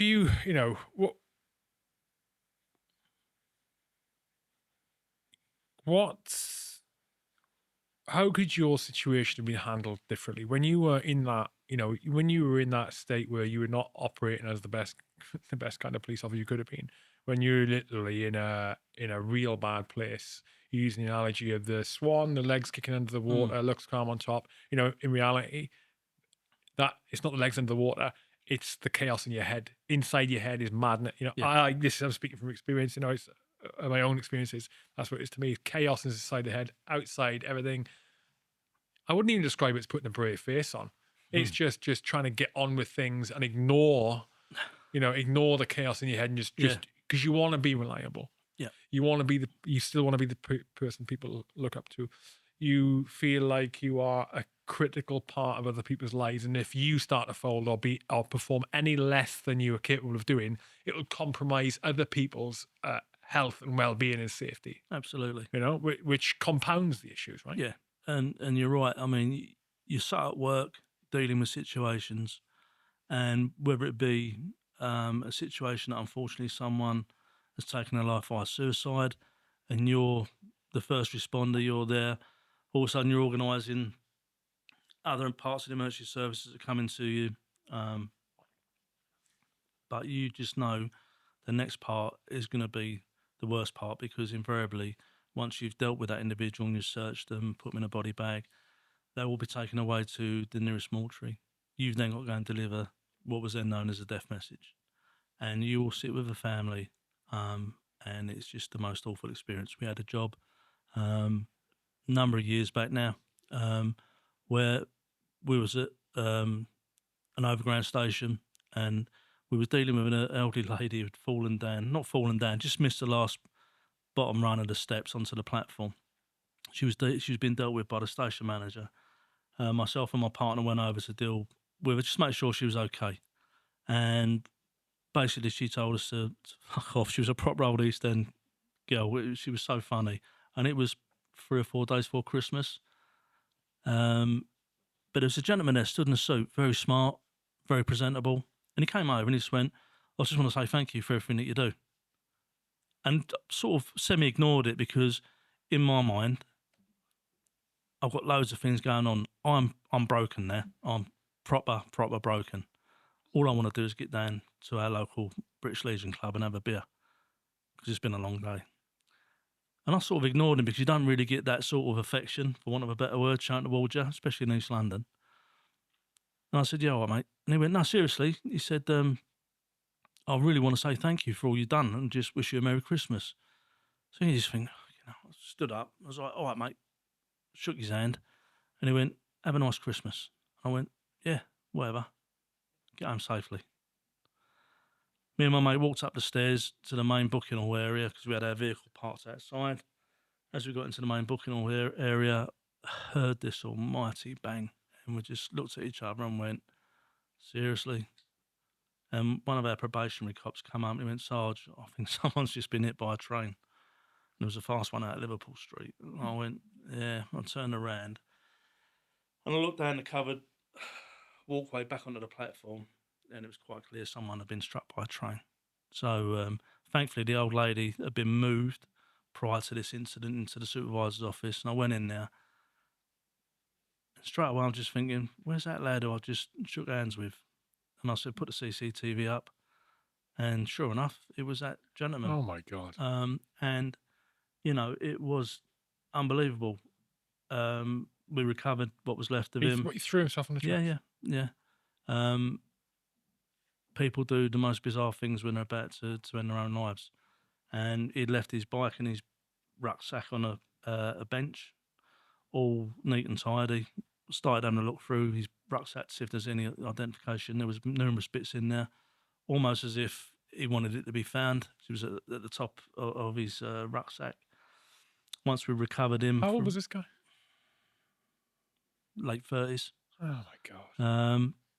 Once we'd recovered him, I searched what was left of him, found some more ID that married up with the ID that I'd already found in his bag.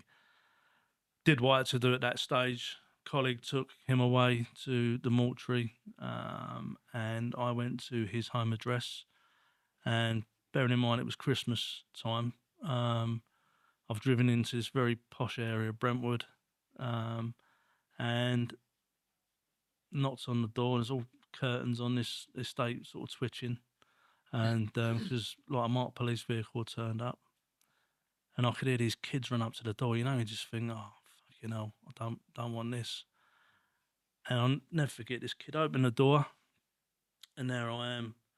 Didn't have me flat out on. I just had it under my arm, and I've had some weird experiences, but he just turned around to me, and I wasn't expecting this at all. And he just went, "Where's my fucking dad?" You know, you go, uh, uh, is your mum there? And he went, "Where's my fucking dad?" And I'm thinking, this is very posh and he should be talking like that and How blah, old blah. was he? About the same age as my eldest lad. He was about 9, 10. Hmm. He had his little brother behind him, who was about the same age as my middle boy. And then just to top it off, I mean, I could see down the hallway, it was a real nice house. And there was a picture on the wall, family picture, and I could see the gentleman. I recognised him from the ID that I'd got on me, and I remember him obviously from a couple of hours earlier.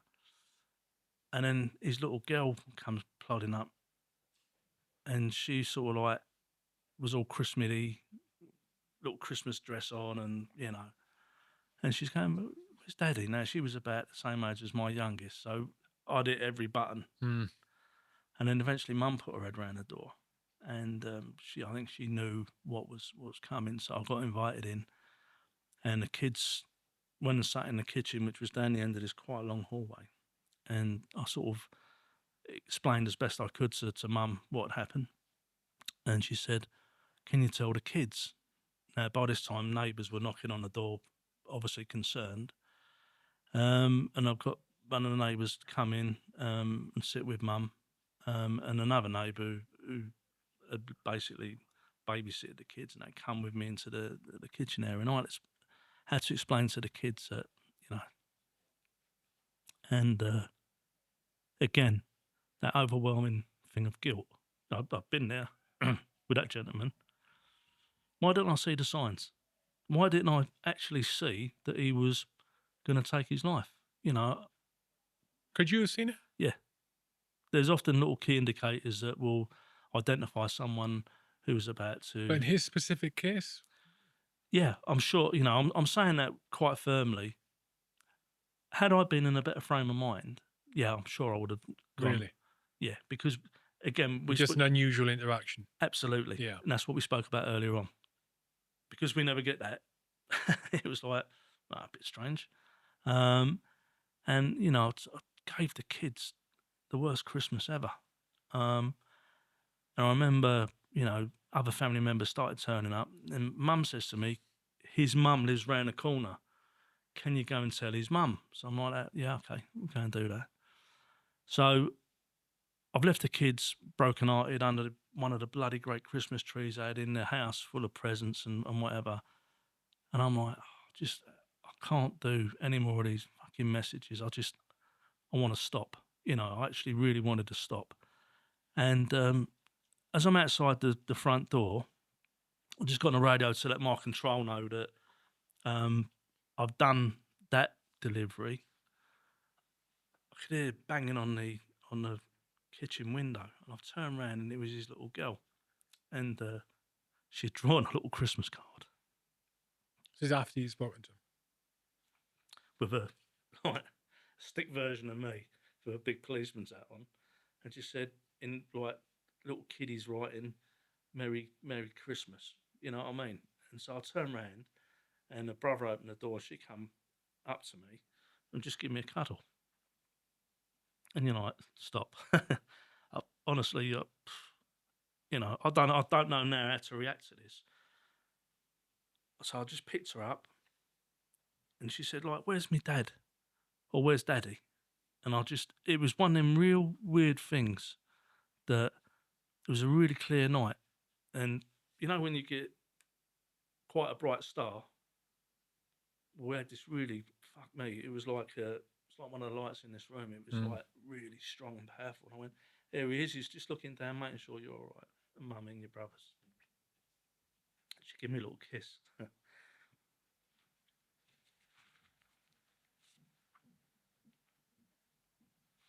And I walked away. I thought, well, I've just got to do this again now for his mum. And I drove around the corner, and as I pulled up outside his mum's address, I've just got on the radio to say that I'm here because it's protocol. And she opened the window, and she let off all these obscenities at me. "You fucking killed him. It's your fucking fault. You knew he was ill." Like, I've never met him before in my life up until like 2.5 hours ago. Anyway, as I approached the door, as I say, I was quite a lot lighter than I am now. The door opened, she come out like an exorcist, punched me square in the chest and actually rocked me on my heels. And then she went back in screaming. It was just an awful sound. She slammed the door, and I was just like, I don't know where. Every bit of sensibility had gone. I was just sort of like, you can come and done whatever you wanted to me at that point, because I was done. And I remember getting down on my knees and speaking to her through a bloody letterbox, just saying, "Look, your daughter-in-law's got all my details. I'm really sorry for your loss." And I closed the letterbox and I thought, is this where I've got now in my fucking role as a police officer? And I got on the radio and I just said, "Right, the final death message has been delivered. Show me clear of this." And I needed to get back to the nick and write my notes up. And I went, "Oh, great. Can you go to Romford on an high-grade call, i.e. blue lights and sirens? Someone's kicking off, jumped a barrier and assaulting staff." And I went, do you not realise what I've just fucking done? You're the only unit." So I got there and I just went mental at this geezer. We spoke about stepping over that line earlier. I leaped over that line. Some bouncers from across the local public house came over, who I knew through the amount of times I've been there Fridays and Saturdays. And I fucking, calm down. Fucking calm down. How dare you? All this is about a fucking bloke who's jumped a barrier without a bastard ticket. You've got no idea where I'm currently at. And this geezer, his eyes were popping out of his head. And I just fucked him off. It was like, "Get away from me." I wrote up in my notes what I'd done, because I was expecting a complaint to come in. And ironically, all these years later, I do sometimes see that individual in Romford, and he always waves at me and goes, "I've got a ticket, officer." He don't know that I'm out of the job anymore. Well, I'm out of the job and I'm not in it anymore. But, again, why was I allowed to do that? Mental health was a subject that was never broached. Well, you just all those things after, the impact that the 7/7 events had on you, and then all the rest of it is just like layering trauma when it's not been Yeah. dealt with. I'm sure you know this term and you've heard from it. Just layering trauma on top is one of the things you're describing there is one of the most overlooked and most horrendous aspects of blue light services. I think is having to deal with death on a daily basis. I'm lucky. I dealt with death sporadically throughout my career. Didn't enjoy any times of it. Military career. I don't have to do that on a daily. I never had to do that on a daily basis. Not for years at a time. And I've got a friend who's I think you mentioned him earlier on. He's a paramedic here in London. He's serving me in the military and did some tasty stuff. And his experiences as a paramedic, like, my God, I wouldn't. The things he tells me, I go, I Yeah. would not want to do that job. I would not want to do that job because of what he Yeah. has to deal with. Not just on the death side of things, but the scope of the scenarios that can be thrown at you. You can be dealing with absolutely anything. Yeah. And you quite often are not the right person to be dealing with it. Not even the right service to be dealing with it. I remember there's one story he told me about, relatively light story, this one, and he got called to a station. There was someone there who was wanting to kill herself, and it was an underground station, and he was the first one there, paramedic. I think he was on his own because he was in the response car. Um, but he was definitely on his own, but he was in the response car, and no one else arrived for 45 minutes. For 45 minutes, he was with this girl sat on a bench trying to stop her throw herself on the tracks, Yeah. and she'd be calm, and then every couple of minutes, out of the blue, she'd try and bolt on the tracks, and for 45 minutes, he's there trying to placate this girl, and this guy has got his own issues. Yeah. I know him. He's got. You go, my God. Yeah. And for me, the thought of going and as part of my job, having to go and tell people that the person their dearest and closest is no longer there anymore. It's like, regardless of how that happened, it's just horrific, mate. Horrific. There is no amount of training that will prepare you again for that first time you deliver that. And when you take officers who are new and you're sort of looking after them, and you get the opportunity, unfortunately, and you go, tell you what, you can deliver this message, I'll be with you. And if you need me to intervene, I'll do it. Because there's nothing written down that is a format that you can turn around and say, your mum, your dad, your brother, your sister, whatever, has just jumped in front of a train. Because once they've got over that initial shock, invariably the next question is going to be, did they suffer? How the fuck do you answer that? Well, clearly they didn't, because they're not here. If they did survive that incident, then fuck me, the pain levels would have been beyond compare. 9 times out of 10, for people that take their lives on the mainline sort of trains, it's instant. On the underground, sadly, sometimes people survive because you've got the suicide pits, and especially on the open stations, people end up losing limbs or whatever else. So that's a whole new set of circumstances. And again, How often does it happen? Someone trying to kill if himself? I was to say to you, when I was covering response, I would average 3 to 5 a week. People trying to kill themselves? Yeah. Or killing themselves. Yeah. In what? On the whole? In what? Like, in what area? Within the M25. What a depressing. So, and also remember that we, technically, we were broken down into separate areas. So I started my career off as working on the underground system, which, I was part of the LU system. And then I went on to our London North area, which is what we used to call the big chuffs. We could go anywhere up and down the country because that was our remit. So, yeah, if we were thin on the ground and local forces sometimes would turn up to an event like that, but wouldn't have the skill set to deal with it. And also, there's rules and regs about going trackside as well. So we can go trackside, but we need to have the permission from the operating company to allow us to do that, for safety, ensure currents are turned off and trains are stopped and blah. And again, people rush to these scenes from sort of other forces, and I've got no idea of the safety implications of them going trackside of a live station. Yes, someone's been hit by a train. You can often tell by what's visible that they've not survived that impact with a train. So, when we used to turn up with jobs and coppers on the track, you're like, what the fuck? Get off. Oh, we've got to save life and limb. Well, that limb's not working anymore, and that limb over there is not working anymore. What do you want to do?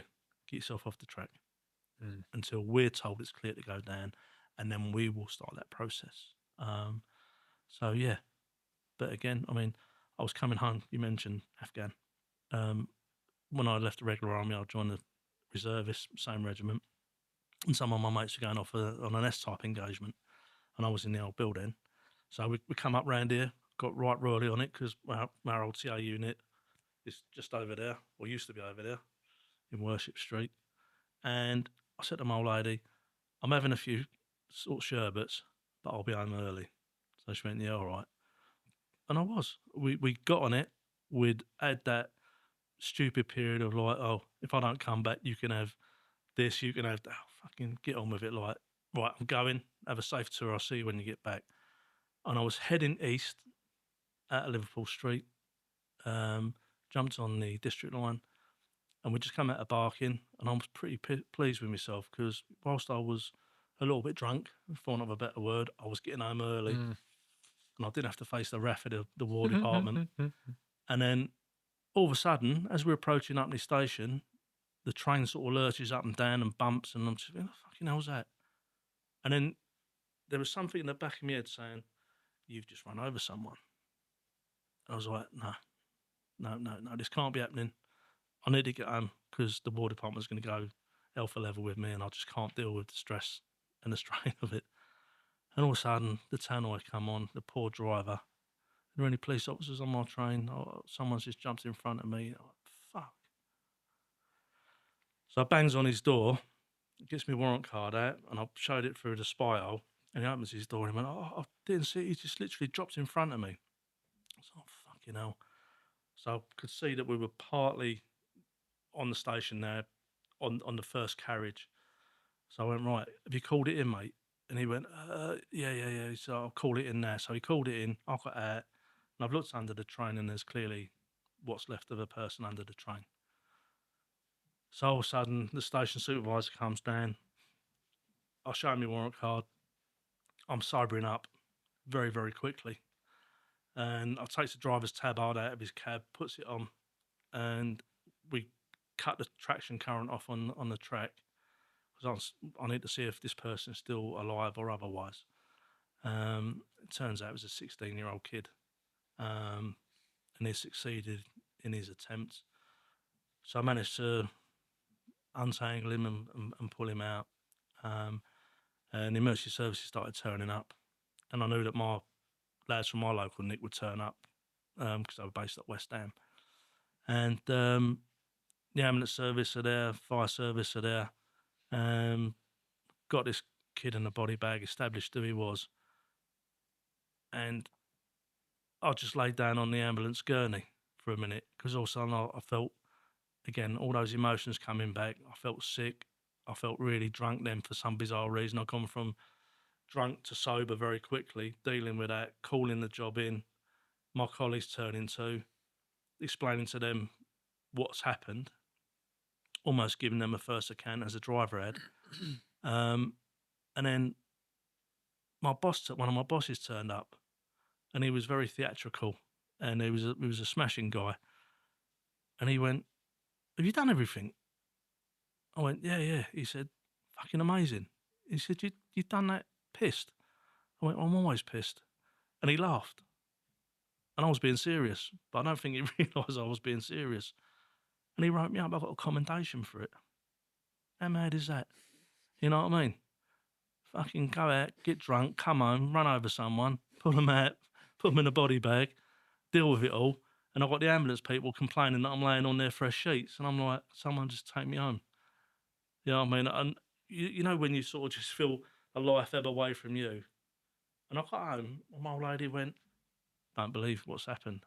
I went, "All right." I said, "I can print off the report tomorrow when I go back into work and bring it home and show you." She went, "Yeah, whatever." And I did.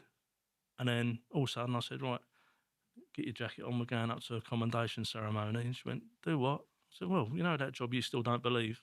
I said, "Here we go." You know, and that was how it went. But, you know, again, it was just like going from one extreme to the next.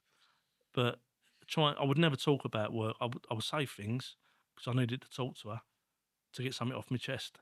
But I would always say the wrong thing, and it'd end up in a row, and you know, kids crying, and divorce was on the borders, and fucking, you know.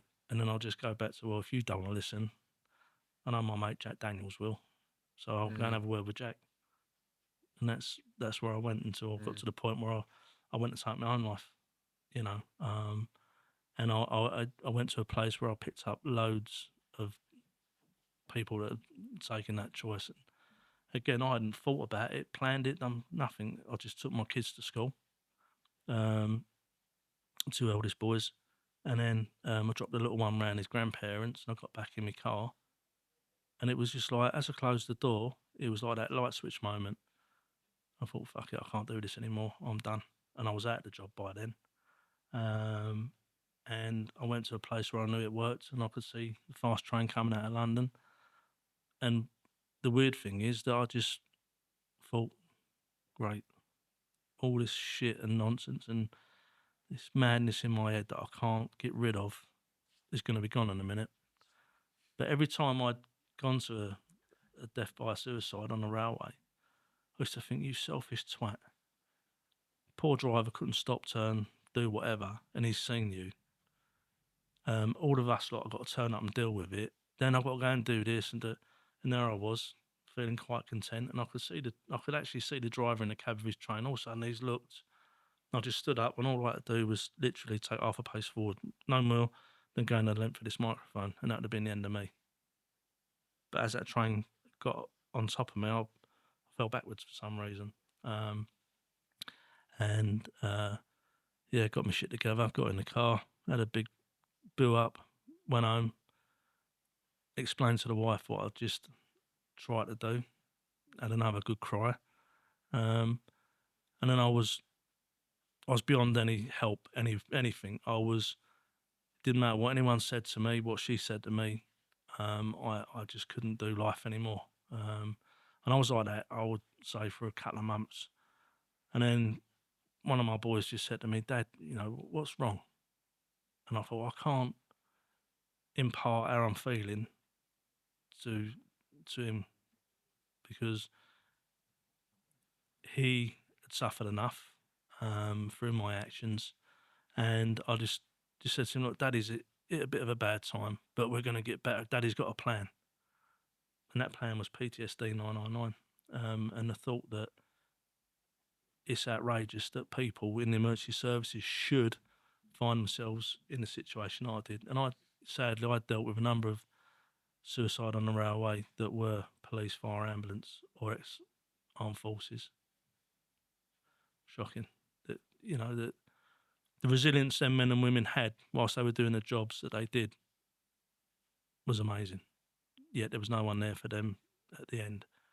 And on reflection, to me, it really started eating me, that I performed in the manner that I had, put other people at risk, pissed off one or two members of the public, but more so what I put my family through. And again, I wasn't aware that I was doing it. And that's a huge part of our drive and our presentation, is that, I put my family through a misery because no one was there to help me.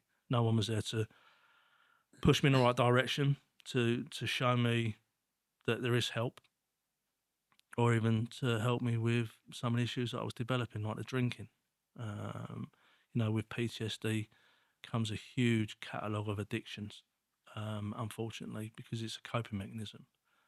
And on top of that, all of a sudden, all the thoughts from being abused as a kid, for some reason, really started to embed themselves in my head, and I just didn't know how to deal with that. The shame of, being abused by two different blokes, two different times for a long period of time was like just compounding how I was feeling at that time. I was useless. I was worthless. I wasn't the individual that people made me out to be, and it's the weirdest feeling in the world. Did those guys get done, prosecuted? One did, and he got prosecuted just over 2 years ago. So the first time it happened to me was with a babysitter, and he did what he did to me, because that's what he did. But I'm the eldest of two brothers and a sister, and I was, how can you put it? I was only a kid myself, ankle biter. but I didn't want him to do it to my brothers or my sister, so I let him do it to me, knowing that I was some way, weirdly, if at all, protecting my brothers and my sister. And eventually, it sort of, after a couple of years, it sort of stopped, thankfully, and he just disappeared. Um, and then we had the classic 70s football coach scenario. So from that first instance of me being abused by this fella, he was a teenager then. I sort of developed some trust issues around adults because he was someone that's supposed to be looking after me, and all he was doing was abusing me. At this point, I was a captain of our little team, and when the coach started doing what he was doing, I was mortified. I didn't know how to respond to it. I'm looking at this now through grown-ups' perspective, as opposed to being 8-year-old. And yeah, I guess I was just protecting the rest of the lads in the team, unawares that he was not only abusing me, but other members of the team and other members of the senior team as well. Yeah, it was shocking. And he got a 2-year sentence a couple of years ago because all the Sexual Offences Act had changed from when it was happening in the 70s to 2003. So, yeah, he only got about 18 months, I think, something like that. Yeah, it's laughable. And, again, that twat was sat in the box next to me, wouldn't look at me or the other lad that he abused for years in the face. He just looked at the judge.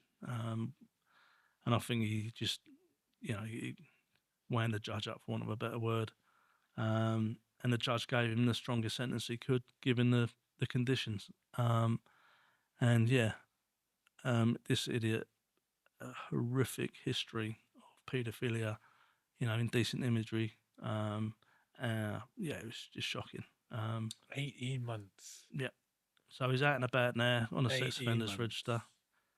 And all that bouncing about in my head. And as I say, it was difficult to talk about it because when you've reached rock bottom, you can't dig any lower.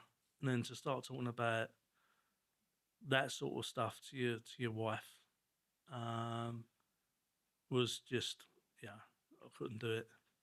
But that sort of drove me forward to do what we do now. That has become part of our presentation. Like my oldest boy, do you remember the Diary of a Wimpy Kid that it come out? So Yeah. I forgot about this. We bought him one of them diaries, and he put some entries in there, and we found it a couple of years ago, and opened it and was horrified because pictures paint 1,000 words, and he'd drawn a picture in there of me as the devil incarnate, and I mean horns, the sharp teeth, the angry badger face, you just name it, it was there. And he'd done one of his mum, not as bad as me, but she had a halo around her. Then picture of him, his brother and his little brother, sort of smiley and with the names on. And I said to him, mate, do you reckon I could use that as part of our presentation? And he went, yeah, if you want that. I mean, we all got on fantastically well now. We are the best of mates. And there's no point in me trying to apologise to them because I can't make up for the horrible stuff that, they went through as kids. And he actually wrote us a statement as well that we read out. And we pass this round, and you have a room full of cops, whatever, firefighters, it doesn't matter, security services. And then they're already been up and down on a roller coaster ride with the information we're putting across and sort of some of the telltale signs and symptoms. But this really hits home because they know that they've been there and done it. And that picture is like, okay, now. And we play a music video that my son and my middle son were part of, and my nephew. One of our patrons is a guy called Dennis Stratton. Dennis was one of the founding guitarists of Iron Maiden, played on the first 2 albums and all that. Still gigging there, an amazing man. And the boys did this brilliant music video, cover of David Bowie's Heroes. And we play that. And then when we come to the final part of the awareness presentation, we go back to the video. And I say to people, right, the author of those pictures is that lad playing a guitar on top of that car. That's my oldest son. the lad on the drums is my middle son. He's got this. He's suffering with that, and we're getting him through it. That's my nephew. His dad followed me from the army into the job. You know, no doubt suffered some of the same sort of scenarios as his cousins have. But it's just their way of saying thank you to everyone in the services, because they want to say, you know, we went through a rough time, but let's get out there and talk. And that's what we do. So, yeah, it's been mad. Sounds like it, mate. It sounds like it, but in all of that, you know, the if you hadn't have done any of those experiences, the PTSD 999 would not exist, Nah. right? You know, and it's and it sounds like it's an amazing organisation. Well, so what's the stage it's at now? You charity now as of last year. So right? yeah, we're in our first year of being a charitable organisation. We're just looking to expand on fundraising. Anyone wants to do any fundraising for us, please do it, because we need those donations to keep us going. What are the services you provide as a charity? So we give an awareness presentation to our emergency services and people outside emergency services. Now we're getting a lot of contact from outside in the corporate world. You know, 'cause let's face it, trauma as individuals, you and I sat across the table, right? What I might find traumatic, you might just laugh at, and vice versa. You know, if we use that thing of me looking at that bereavement card, which sent me properly over the edge, I'd already dealt with all that horrible, horrific stuff. That to me was just part of my daily routine. But looking at that bereavement card was a turning point for me. So if we can raise that awareness level to anyone that wants us to give a presentation, there is obviously a cost involved, but we will come and do it, because, you know, I only set this up because I don't want others to go through what I put my family through. And it's a selfish point of view, but there are so many families out there that are struggling because they don't know where to go. We've got a direct link into our own. It's the opposite of selfish. How Well, is that selfish? It's the opposite of selfish. I don't know. You've been through crap and you don't want anyone else to go through it. It's the opposite of selfish, mate. Don't say that again. Right. Okay, I've been told off. In my mind's eye, that's his. You know, that's my sort of look at it. Yeah, no, I get told off all the time, so I'm used to it. We've got a link to a good clinical team there, trauma-focused clinical team. So unfortunately, the NHS is broken. The waiting lists are 18 months plus, and often if you've got a precondition to your post-traumatic stress, i.e., drink, drugs, gambling, any other addiction, the NHS won't deal with you until you've dealt with those areas. And then once you've cleaned those areas up, then you can go into the format of getting treatment or a diagnosis for whatever stage you are with your mental health.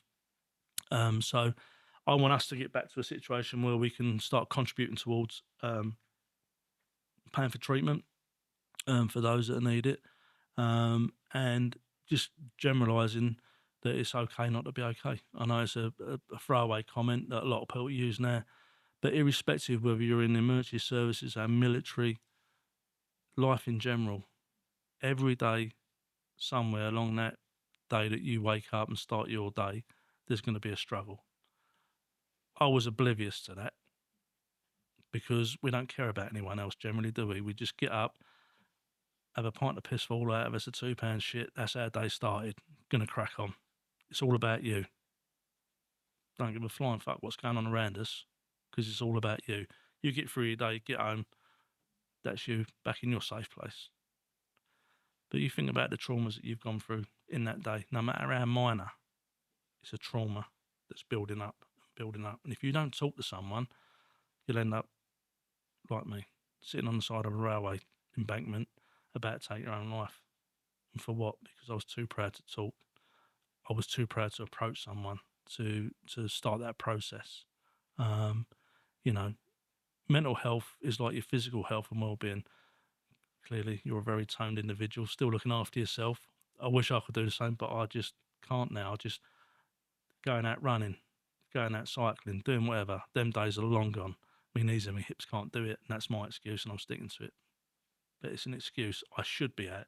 I go out walking with a dog. You know, that's my level of physicality now.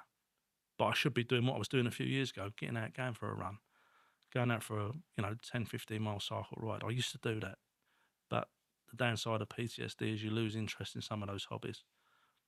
Coping mechanisms for me, I was told to write stuff down. angry words or otherwise. And I've been doing that for, well, 10 years now. Journaling kind of thing. Yeah. Yeah. Someone said to me, didn't know you was into writing poetry. I said, no, it's just fucking angry words. Oh, you want to put that on social media? Really? But it resonates with some people. Mm. And when I get home, I'll send you one about the chap whose family I like to go and talk to. And it's been tweaked. But yeah, my mate who tweaked it for me, it made me cry reading it back. But I gave him the words. He's just tweaked 1 or 2 words. So again, for me, that's a little bit cathartic. It's a little journal that I keep. And sometimes I'll reflect. If I'm having a bit of a moment, I'll just go back. I've written over 70,000 words now. You know, it's they're just angry words in my book. They're nothing else. But that's how I'm feeling. And on reflection, you know, I'll look at some of the ones I've done, whether it be the first one I ever sat down and wrote or one I did last night, because I've got a bit anxious about today or next Friday, whenever the day was that we should have been here. But yeah, it was just, I was really anxious and I shouldn't be. I've done a few of these sort of podcasts now, and you're talking about stuff that's, you're reliving it. But Yeah. I've learned to manage it now. Whereas before, I would just bury my head in the sand. You know, I couldn't cope with anything. But now for me, if there was a treatment style of process, well, this is one of them, because I'm talking. Mm-hmm. And I would actively encourage anyone to do the same. Because if you don't, the consequences can be final. Yeah. Yeah. I totally agree. How can people find PTSD 999 and what they're doing? So we're on the sort of social media platforms, which is way above my pay grade. I've got a fella that does that for me. We're on Facebook, Twitter, Instagram, got our own website, but we need to update everything to bring us into the 21st century. Where would you send people who wanted to go and donate? The website. So we're in a process where we're trying to get a QR code onto the website. We haven't achieved that just yet. However, if you was to drop me an email via our support email address, which you'll find on social media, I will send you our bank details and I'll give you that information and you can But pay. you haven't got a GoFundMe or anything at the moment, no? Not yet. Okay.